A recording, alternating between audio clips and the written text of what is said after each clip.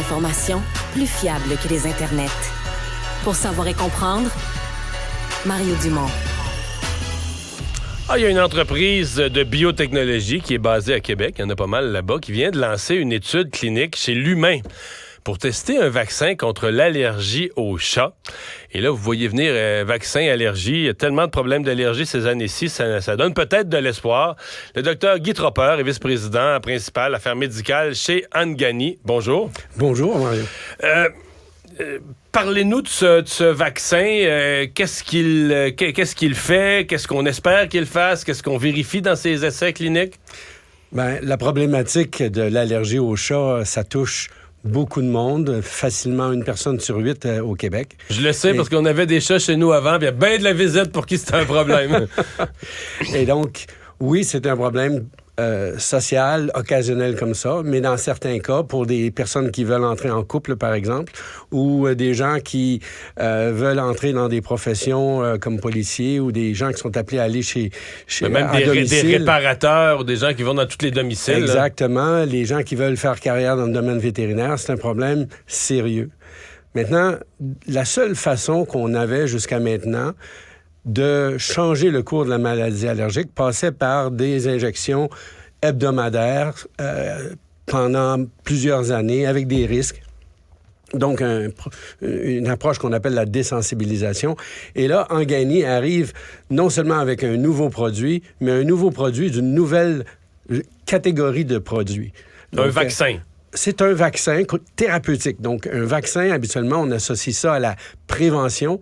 Dans le cas qui nous occupe, la personne, elle est allergique et le vaccin va venir réenligner, si vous voulez, son système immunitaire pour lui réapprendre à répondre correctement. Une allergie en soi, corrigez-moi, mais une allergie en soi, c'est une réaction un peu inutile du système immunitaire.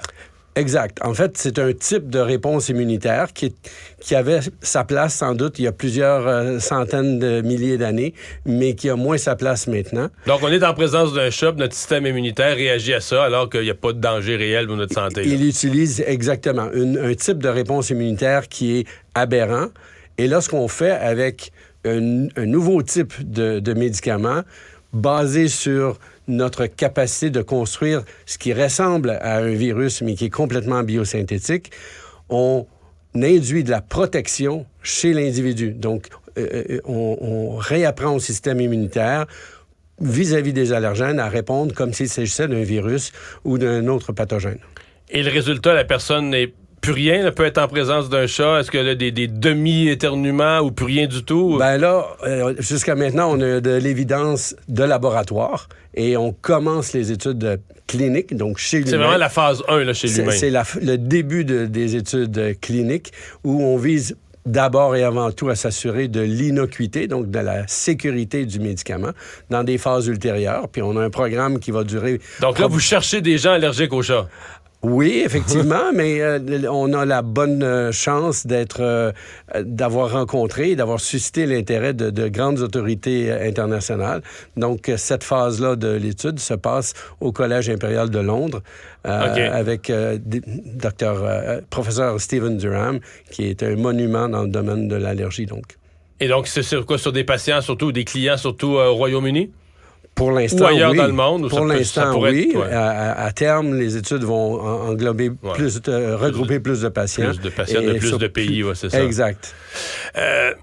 Le vaccin, c'est une fois, puis on est correct. Le but, ou est-ce que c'est un vaccin qui aurait des rappels multiples, ou on ne le sait pas encore à cette étape-ci? Bon, on n'est pas en mesure de l'affirmer.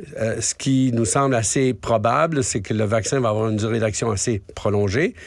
Mais ce qui est intéressant, c'est que chez les enfants, les tout jeunes, la maladie allergique n'est pas nécessairement toujours aussi fixée. Elle est plus malléable, si vous voulez. Et donc, il y a probablement des sous-groupes de patients plus jeunes chez qui une administration, peut-être une première administration puis un rappel, vont faire le travail. Par contre, pour d'autres personnes, plus de l'âge adulte, on s'attend à ce qu'il va falloir y avoir des rappels. Est-ce que ça va être à tous les 6 mois, à tous les 2 ans? Ça reste à déterminer. Maintenant, la bonne nouvelle, c'est pas uniquement pour les patients allergiques au chat. C'est qu'une fois que cette démonstration-là va avoir été amorcée chez le chat, nous, on est déjà en train de travailler sur notre prochain prototype vaccin contre l'allergie à l'arachide, par exemple. Donc, pour tout... Mais ça, c'était ma question. Parce qu'en Gagny, dans le fond, vous êtes une firme de recherche pharmaceutique, mais... sur l'allergie, là. En gros, c'est l'allergie qui est le cœur de votre recherche. Exactement. La mission fondamentale de notre compagnie, dès le départ, c'était de surmonter le défi de l'allergie. Maintenant, on a été sollicité pour d'autres applications. On a fait un communiqué de presse plus tôt cet été dans le domaine de l'oncologie où on s'est associé avec un groupe de recherche très intéressant. Mais fondamentalement, la mission première d'Angani, c'est de traiter l'allergie avec des médicaments qui ont des propriétés de rupture. Et dans ce sens-là, dans les tests de laboratoire, notre approche s'est avérée entre 100 et 1000 fois plus sécuritaire et facilement 1000 fois plus puissante que ce qui est accessible aux gens présentement. OK. Donc là, on ouvre comme un nouveau monde de possibilités, en tout cas au moins de l'espoir. Parce que les allergies, ça devient un problème pour beaucoup de familles. Les lunchs à l'école, pour des parents, c'est un casse-tête incroyable. C'est incroyable. Il y a 1 milliard de personnes sur la Terre actuellement qui sont touchées par l'allergie. Donc, c'est une problématique qui a plusieurs répercussions au niveau social, au niveau économique, etc. Mais si on prend un pas de recul, on s'aperçoit que l'allergie... les statistiques nous montrent des chiffres qui empirent d'une année sur l'autre depuis trentaine d'années facilement. Est-ce qu'on le comprend, ça, dans le domaine de la recherche, comme vous, là? Bien, ce qui fait en sorte, suscite le développement d'allergie chez les gens, on commence à le comprendre beaucoup mieux. Maintenant, le corollaire de ça, c'est que l'approche de désensibilisation et à plus forte raison, les approches de traiter seulement les symptômes ou de dire aux gens, débarrassez-vous de vos chats, bien, ça ne fait pas partir l'allergie. Donc, si on veut vraiment, au point de vue sociétal, économique, prendre le contrôle sur la dynamique de l'allergie, bien, il fallait changer de registre. Et ça, c'est la bonne nouvelle qu'un groupe de chez nous, ici au Québec, mais en collaboration avec une belle équipe aussi de développement à Val-de-Reuil, en Normandie, bien, on arrive avec quelque chose de vraiment remarquablement différent de ce qui se fait. Vous parlez d'équipe, combien de chercheurs chez vous, chez Angani? Bien, on est une relativement petite équipe. On est environ une vingtaine de personnes, un peu plus. Oui, quand même. Mais avec entre 10 et 15 collaborateurs. Mais justement, au fur et à mesure où on avance, on est très, très heureux de pouvoir compter sur l'engouement de personnalités ou d'experts de par le monde. Qui s'intéressent à vos travaux. Exact. À Harvard, à Londres, à Amsterdam, à Vienne. Donc, c'est super intéressant. Je vous amène sur un type d'allergie pour lequel il y a comme une solution, un peu les allergies aux piqûres d'insectes. Là. Oui. Moi, je connais des gens qui étaient allergiques aux piqûres de guêpes. Et là... pendant, je sais pas combien d'années, 4-5 ans, je pense, des microdoses là, qu'on injecte au CLSC, en tout cas, ou dans un hôpital. Et au début, sous surveillance, parce qu'il faut surveiller qu'il n'y a pas de réaction, mais on réhabitue le système. Au bout de quelques années, la personne peut se faire piquer par une guêpe sans avoir le risque de décéder. Est-ce que ça, c'est similaire ou c'est complètement autre chose ce que vous faites comme type d'intervention dans votre vaccin? Mais ce à quoi vous faites allusion, c'est de la désensibilisation, justement. Et dans le cas des abeilles, dans le cas de certains types de guêpes, ou en tout cas dans certains types d'allergies aux guêpes, oui, effectivement, ça présente un taux de succès qui est quand même remarquable.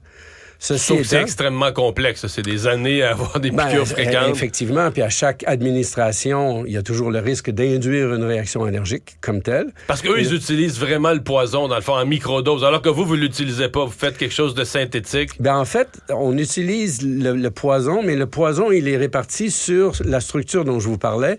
Donc, quelque chose qui ressemble à un virus. Et ça pourrait faire de réduire dramatiquement le risque de causer une réaction allergique. Et ça augmente beaucoup la capacité de menacer le système immunitaire. Donc, c'est beaucoup plus efficace. Ah ben oui. Ouais. Donc, c'est un beau changement. Ouais. Ben c'est fascinant. Je vous amène sur un tout autre terrain parce que vous travaillez dans le domaine des allergies, mais dans le domaine des vaccins. Êtes-vous inquiet de ce qui se passe depuis quelques années? Bon, la pandémie, c'est sûr, a accéléré ça, mais moi, mettons, quand j'étais enfant, les vaccins, on se faisait vacciner. Tout le monde était vacciné, ça allait très bien. Personne n'avait peur d'être vacciné.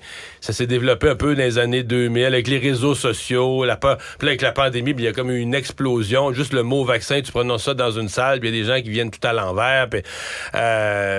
Or, on a fait disparaître, je sais pas, moi, la rougeole, la rubéole, on pourrait en nommer des maladies. Comment un expert comme vous réagit devant cette espèce d'irrationalité, de peur qui s'est installée dans la population?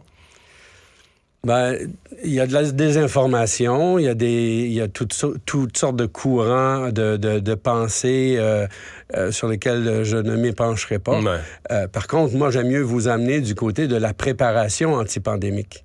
On a vu les gouvernements répondre de façon déterminée lors de la dernière pandémie.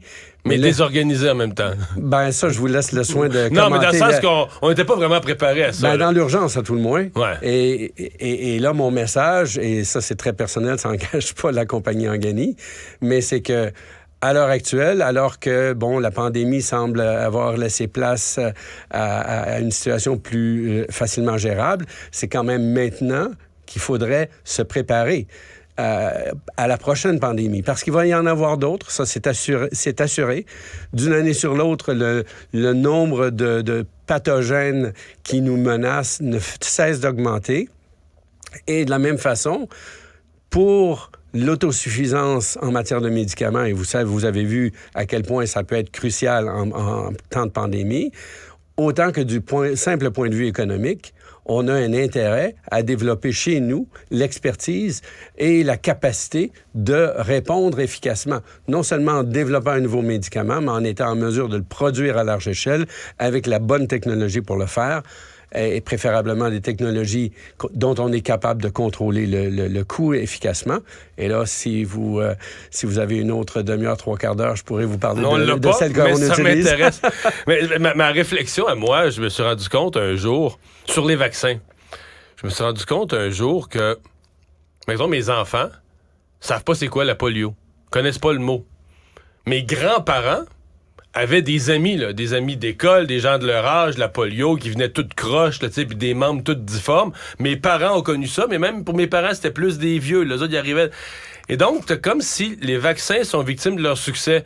Les vaccins ont fait disparaître des maladies de telle sorte qu'aujourd'hui, on a plus peur du vaccin que de la maladie, parce que la maladie, on la sait plus. Si on les revoyait, là, ces personnes qui ils sont pas morts de la polio, ils ont fait leur vie avec des membres. Moi, je me souviens, il y en avait un à l'église de chez nous, dans le village. Un monsieur était tout croche, mais ils ont passé leur vie, ont souffert toute leur vie de déformation de leurs membres due à une maladie, mais dont on n'a plus peur parce que les vaccins l'ont éliminé de notre société. C'est un peu fou, hein? C'est certainement un constat qui mérite d'être mis en lumière. Par contre, je vous ramène à l'annonce qu'on fait présentement. On est une petite compagnie avec une annonce très intéressante qui doit susciter de l'espoir. Il faut marcher avant de courir, bien entendu, mais dans la mesure où notre vaccin, au fil du développement clinique, confirme ce que les tests en laboratoire nous promettent, mais je pense que non seulement pour l'allergie, mais aussi dans d'autres domaines, comme l'oncologie puis les maladies infectieuses, on pourra avoir de belles nouvelles à vous raconter. On a vraiment plus de temps. Essayez juste de nous placer sommairement sur l'échelle du temps. Là, mettons que vos affaires vont bien, phase 1 des études cliniques, ensuite on va vers une plus grande population. En quelle année, mettons, on pourrait rêver prenons juste le chat, là, prenons juste le chat, en quelle année on pourrait penser déployer une vaccination disponible pour ça? Raisonnablement entre 4 et 6 ans de maintenant. Donc, 2027, ça serait pousser le bouchon un peu. 2028, plus probablement. Il y a toutes sortes de considérations réglementaires. Les autorités comme la FDA, Santé Canada, etc., commencent à devenir plus ouvertes à certaines façons de faire qui pourraient nous permettre des démonstrations cliniques plus rapidement. Mais donc, 4 à 6 ans, et c'est le genre d'horizon. Exactement. Ouais. Et c'est toujours question de trouver les fonds et les partenariats qui vont nous aider dans ce sens-là. À cet égard, je dois dire que le gouvernement du Québec nous a appuyés, puis c'est très apprécié. Dr. Tropper, merci d'avoir été avec nous. Mon plaisir. Merci beaucoup. Au revoir.